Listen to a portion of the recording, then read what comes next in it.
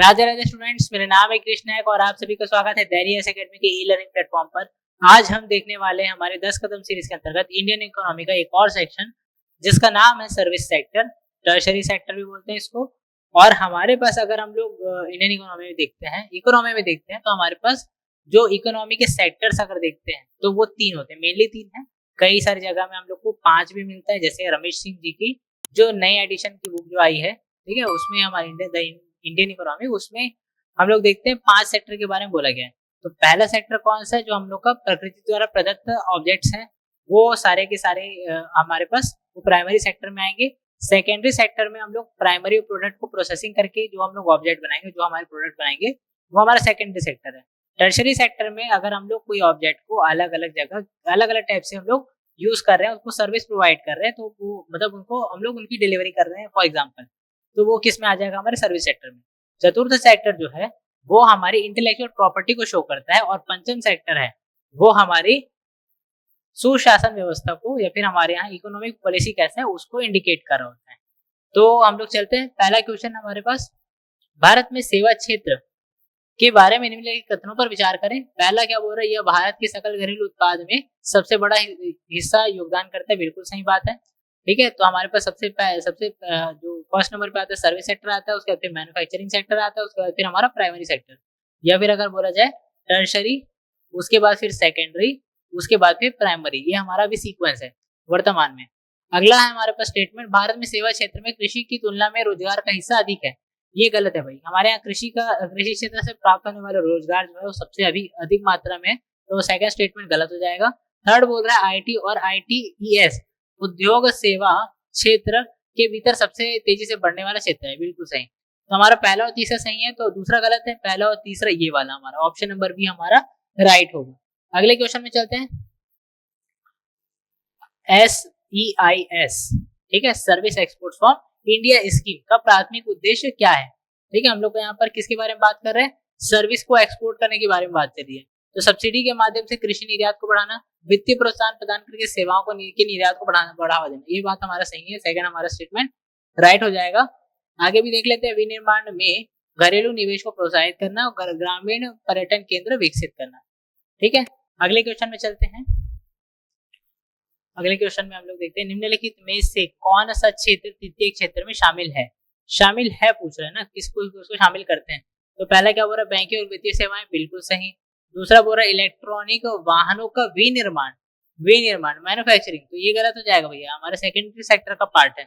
और फिर तीसरा क्या है? पर्यटन, ये हमारा पार्ट है। तो पहला और तीसरा हमारा सही है, ऑप्शन नंबर ए हमारा राइट आंसर होगा। ऑप्शन नंबर ए हमारा राइट आंसर होगा। अगले क्वेश्चन में चलते हैं, भारत के पर्यटन क्षेत्र के बारे में निम्नलिखित कथनों पर विचार करें। पहला बोल रहा है भारतीय विदेशी पर्यटकों के आगमन के लिए शीर्ष 10 वैश्विक स्थलों में शुमार है। टॉप 10 में से, मतलब जो डेस्टिनेशन जो रहता है जहां पर लोग जाना चाहते हैं टूरिज्म के लिए, उसमें हमारा इंडिया आता है, ऐसा बोल रहे हैं। तो हमारा पहला स्टेटमेंट तो गलत है। दूसरा बोल रहा है यह क्षेत्र प्रत्यक्ष और अप्रत्यक्ष रूप से रोजगार सृजन में योगदान देता है, बिल्कुल सही। अगर लोग जाएंगे तो वहां पर मतलब लोगों के जेब में पैसा आएगा, ठीक है। और वहां पर से फिर से, जैसे अगर होटल इंडस्ट्री की बात करें, चाहे कोई सी भी इंडस्ट्री, ठीक है, तो फूड इंडस्ट्री वगैरह सब में हम लोग को डायरेक्टली और इनडायरेक्टली हम लोग को बेनिफिट देखने को मिलता है। तो दूसरा सही है। तीसरा क्या बोल रहा है? पर्यटन से विदेशी मुद्रा आय की ने पिछले दशक में लगातार वार्षिक वृद्धि दिखाई है, बिल्कुल सही। तो हमारा दूसरा और तीसरा स्टेटमेंट सही है, पहला हमारा गलत हो जाएगा। तो हमारा ऑप्शन डी हमारा राइट है, ठीक है, ऑप्शन नंबर डी हमारा आंसर आएगा। अगले क्वेश्चन में चलते हैं, भारत के सेवा क्षेत्र में यूपीआई यूनिफाइड पेमेंट्स इंटरफेस का क्या महत्व है? यूपीआई आप लोग पेमेंट करते होंगे, उसी के बारे में पूछ रहे हैं। इसने ग्रामीण भारत में नगद लेन देन को पूरी तरह से बदल दिया है। दूसरा क्या बोल रहा है? इसने डिजिटल भुगतान प्रणालियों को बढ़ाया है, खासकर वित्तीय सेवाओं में। तीसरा बोल रहा है यह मुख्य रूप से बड़े पैमाने के उद्योगों को लाभ पहुंचाता है। और चौथा बोल रहा है यह केवल शहरी उपभोक्ताओं तक ही सीमित है। तो भैया ये गाँव तक भी पहुंच चुका है, यह मुख्य रूप से बड़े उद्योगों के लिए लाभ पहुंचाते हैं, ये भी गलत है। और पूरी तरह से बोल रहे हैं यहाँ पर एब्सोल्यूटनेस की बात आ जा रही है, तो ये हमारे पहला स्टेटमेंट भी गलत है, हमारा राइट स्टेटमेंट होगा ऑप्शन नंबर बी। अगले क्वेश्चन में चलते हैं, भारत में स्वास्थ्य सेवा क्षेत्र के बारे में निम्नलिखित कथनों पर कौन सा सही है? तो पहला बोल रहा है भारत में सार्वजनिक स्वास्थ्य व्यय सकल घरेलू उत्पाद का 5% से अधिक है। तो भैया ये तो गड़बड़ है, ये हम लोग इतना नहीं करते हैं। वैसे हम लोग को खर्च करना चाहिए, जो हमारा हेल्थ सेक्टर है उसमें बहुत खर्च करना चाहिए, लेकिन हम लोग नहीं कर पा रहे हैं। तो पहला गलत हो जाएगा। दूसरा बोल रहा है भारत में स्वास्थ्य सेवाओं में निजी क्षेत्र का महत्वपूर्ण हिस्सा है, ये बात तो ठीक है। तीसरा बोल रहा है भारत वैश्विक स्तर पर चिकित्सा पर्यटन के लिए अग्रणी स्थलों में से एक है। अगर टॉप 1 बोल देता ना तो फिर दिक्कत हो जाएगा। अगर अग्रणी में से एक है बोल रहा है तो हमारा तीसरा स्टेटमेंट सही हो जाएगा। तो हमारा दूसरा और तीसरा राइट है, तो हमारा ऑप्शन नंबर बी हमारा राइट होगा। अगले क्वेश्चन में चलते हैं। भारत में ज्ञान अर्थव्यवस्था के अंतर्गत निम्नलिखित क्षेत्रों पर विचार कीजिए। सूचना प्रौद्योगिकी, जैव प्रौद्योगिकी, बैंकिंग और वित्त। ठीक है, ज्ञान अर्थव्यवस्था के बारे में बोल रहा है तो भैया हमारा सूचना प्रौद्योगिकी और हमारा जो जैव प्रौद्योगिकी है दोनों ही इसका पार्ट है। तो हमारा आंसर क्या होगा, ऑप्शन नंबर बी हमारा राइट आंसर होगा। वैसे बैंकिंग को भी, ठीक है, बैंकिंग को भी हम लोग इसमें काउंट करते हैं, ठीक है, लेकिन कहीं जो हमारे पास यहाँ पर टेक्निकल की बात कर रहे हैं ना तो हमारे पास फर्स्ट और सेकंड ही आएगा। अगले क्वेश्चन में चलते हैं। राष्ट्रीय डिजिटल स्वास्थ्य मिशन एनडीएमएच, ठीक है, NDHM sorry, national digital health mission का लक्ष्य निम्नलिखित में से क्या हासिल करना है। पहला बोल रहा है स्वास्थ्य सेवा के बुनियादी ढांचे का में निजी निवेश बढ़ाना, ठीक बात है। दूसरा क्या बोल रहा है, स्वास्थ्य बीमा योजनाओं तक सार्वभौमिक पहुंच सुनिश्चित करना। तीसरा बोल रहा है प्रत्येक नागरिक के लिए एक डिजिटल स्वास्थ्य आईडी बनाना। तो हमारे पास हमको ये काम भी करना है, हमको ये काम भी करना है, लेकिन अगर हम लोग पूछा जाए प्रॉपरली, ठीक है, कि नेशनल डिजिटल हेल्थ मिशन का उद्देश्य क्या, तो हमारा प्रत्येक नागरिक के लिए एक डिजिटल स्वास्थ्य आईडी बनाना, ये हमारा मेन लक्ष्य है। अगले क्वेश्चन में चलते हैं। भारत में कोविड-19 महामारी के दौरान निम्नलिखित में से कौन सा क्षेत्र सबसे अधिक प्रभावित हुआ। प्रभावित सारा क्षेत्र हुआ, उसमें सबसे ज्यादा अगर प्रभाव की बात की जाए तो सेवा क्षेत्र में हम लोग को देखने को मिला। अगले क्वेश्चन में चलते हैं। भारत के आईटी क्षेत्र के बारे में निम्न कथनों पर विचार कीजिए। आईटी क्षेत्र भारत के सकल घरेलू उत्पादन का 10% से अधिक हिस्सा है। तो भैया उत्पादन में हिस्सा तो है, लेकिन 10% से अधिक हिस्सा अगर बोला जाए तो ये गलत हो जाएगा। पहला तो गलत हो गया। दूसरा बोल रहा है भारत में वैश्विक स्तर पर आईटी सेवाओं का सबसे बड़ा निर्यातक है, ये बिल्कुल सही बात है। तीसरा बोल रहा है आईटी क्षेत्र भारत में कृषि की तुलना में अधिक रोजगार पैदा करते हैं, ये भी गलत हो जाएगा। तो हमारा सेकंड स्टेटमेंट बस राइट है, तो हमारा ऑप्शन नंबर बी हमारा राइट होगा। अगले क्वेश्चन में चलते हैं। निम्नलिखित में से कौन भारत के पर्यटन क्षेत्र के विकास में प्राथमिक योगदान करता है। ठीक है, किसका मेन रोल है हमारे पर्यटन में। पहला बोल रहा है भारत की समृद्ध सांस्कृतिक और ऐतिहासिक विरासत, ठीक है। चिकित्सा और कल्याण पर्यटन को बढ़ावा, वे भी सही है। तीसरा बोल रहा है जैव विविधता हॉटस्पॉट में इको टूरिज्म का विकास करना। इको टूरिज्म क्या होता है, अगर हमारे पास जो इकोलॉजी से रिलेटेड कोई हमारे पास प्लेस है और वहां पर अगर हम लोग टूरिज्म को डेवलप कर पाए तो वो सारे जगह इको टूरिज्म होंगे। अब हमारे पास हमारा तीनों ही स्टेटमेंट सही है, तो हमारा ऑप्शन नंबर सी हमारा राइट होना चाहिए। अगले क्वेश्चन में चलते हैं। भारत में शिक्षा क्षेत्र के संबंध में निम्न कथनों पर विचार कीजिए। पहला बोल रहा है उच्च शिक्षा की तुलना में प्राथमिक शिक्षा के लिए सकल नामांकन अनुपात अधिक है, ये बात तो ठीक है। जो हमारा एनरोलमेंट रेशियो है वो किसमें ज्यादा हो रहा है, हमारे जो हमारा प्राइमरी सेक्टर है ना, प्राइमरी सेक्टर नहीं, प्राइमरी स्कूल्स में ज्यादा हम लोग को एनरोलमेंट देखा जाता है कंपैरिजन टू हायर एजुकेशन। ठीक है, तो हमारा पहला स्टेटमेंट सही है। दूसरा बोल रहा है भारत में शिक्षा क्षेत्र सेवा निर्यात में महत्वपूर्ण योगदान देता है, ये बात भी सही है। तीसरा बोल रहा है नई शिक्षा नीति 2020 कौशल विकास पर जोर देती है, ये बात भी सही है। तो हमारा तीनों स्टेटमेंट राइट हो जाएगा। ऑप्शन नंबर डी हमारा राइट आंसर होगा। अगले क्वेश्चन में चलते हैं। भारत में वित्तीय सेवा के क्षेत्र में निम्न कथनों पर कौन सा कथन सही है। पहला बोल रहा है बैंकिंग उद्योग वित्तीय सेवा क्षेत्र का सबसे बड़ा घटक है, बिल्कुल ठीक है। वित्तीय सेवा क्षेत्र के बारे में बात करें ना, सेवा क्षेत्र में भी हम लोग क्लासीफाई करते हैं वित्तीय सेवा के बारे में, तो पहला स्टेटमेंट तो हमारा सही है। दूसरा क्या बोल रहा है फिनटेक स्टार्टअप वित्तीय सेवा क्षेत्र में नवाचार को बढ़ावा दे रहे हैं, ये बात भी सही है। तीसरा बोल रहा है भारत में बीमा की पहुंच वैश्विक औसत से अधिक है, तो वैश्विक औसत से हमारे यहाँ कम है भाई। अगर हम लोग परसेंट के मामले में देखते हैं, अगर हम लोग नंबर्स के मामले में देखेंगे तो हम लोग शायद थोड़े ऊपर हैं, लेकिन हमारे पास ये बीमा में हम लोग पीछे ही है। तो हमारा पहला दूसरा सही है, तो हमारा ऑप्शन नंबर बी हमारा राइट आंसर होगा। अगले क्वेश्चन में चलते हैं।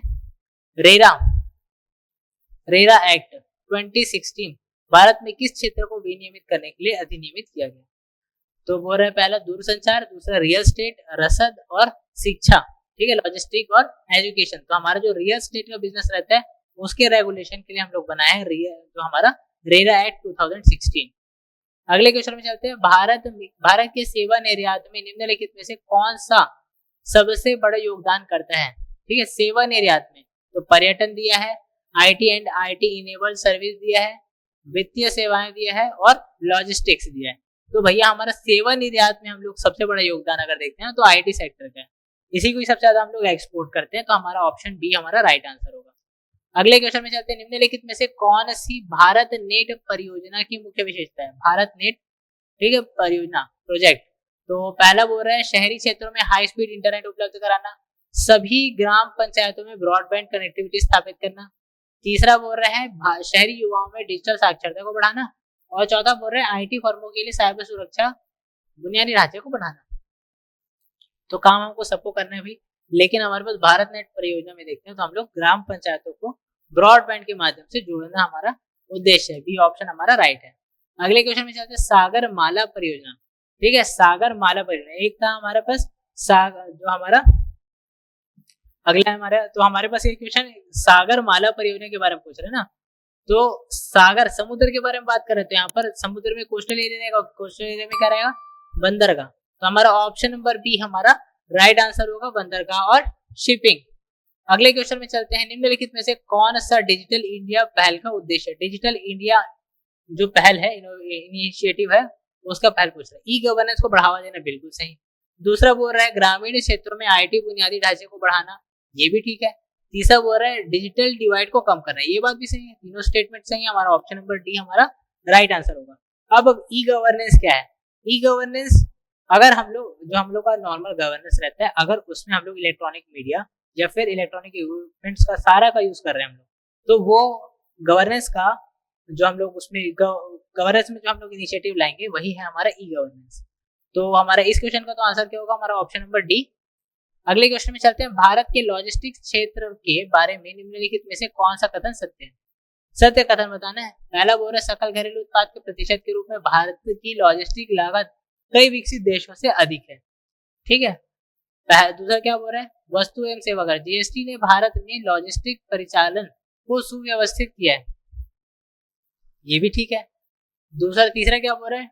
डेडिकेटेड फ्रेट कॉरिडोर का उद्देश्य परिवहन लागत को कम करना है, ये बात भी सही है। तो हमारा दूसरा तीसरा सही है। और पहला स्टेटमेंट में GDP के परसेंट के रूप में भारत की लॉजिस्टिक लागत जो है, यहाँ पर लागत के बारे में बात कर रहे हैं, तो हमारा पहला स्टेटमेंट भी सही है। तो हमारा तीनों स्टेटमेंट सही है, हमारा ऑप्शन नंबर डी हमारा राइट आंसर हो जाता है।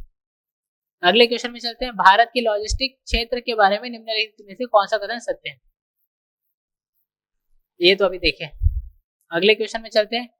GIG, ठीक है, गिग इकोनॉमी। गिग इकोनॉमी के बारे में यहाँ पर क्वेश्चन पूछ रहे हैं।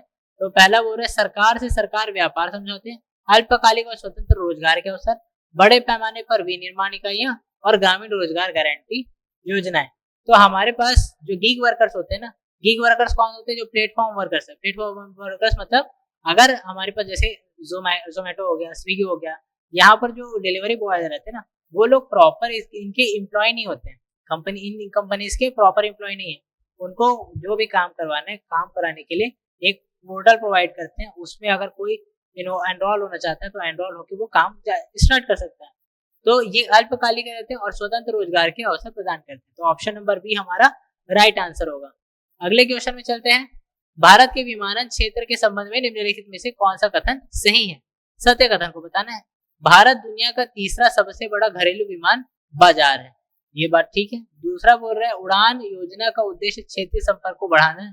और तीसरा बोल रहा है भारत में विमानन क्षेत्र पूरी तरह से निजीकृत है। तो भैया ये वाला स्टेटमेंट हमारा गलत हो जाता है। पूरी तरह से निजीकृत है बोल रहा है ना, ये हमारा गलत हो जाएगा, ठीक है। तो हमारा आंसर क्या होगा? पहला और दूसरा दोनों। अगले क्वेश्चन में चलते हैं। राष्ट्रीय अवसंरचना पाइपलाइन NIP, ठीक है, नेशनल इंफ्रास्ट्रक्चर पाइपलाइन का प्राथमिक उद्देश्य क्या है?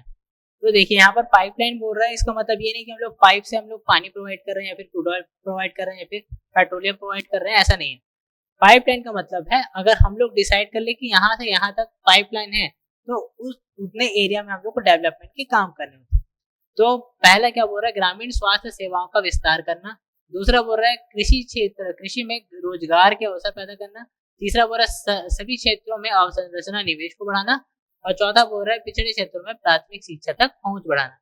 तो भाई कृषि क्षेत्र में देखिए, सभी क्षेत्रों में अवसंरचना को बढ़ाना, निवेश बढ़ाना, ठीक है, जितने एरिया को हम लोग डिसाइड करें कि एक्स से लेके वाई तक के एरिया को हम लोग डिसाइड किया हम लोग पाइपलाइन में, तो फिर हमारा उतने एरिया को हम लोग को डेवलप करना रहेगा।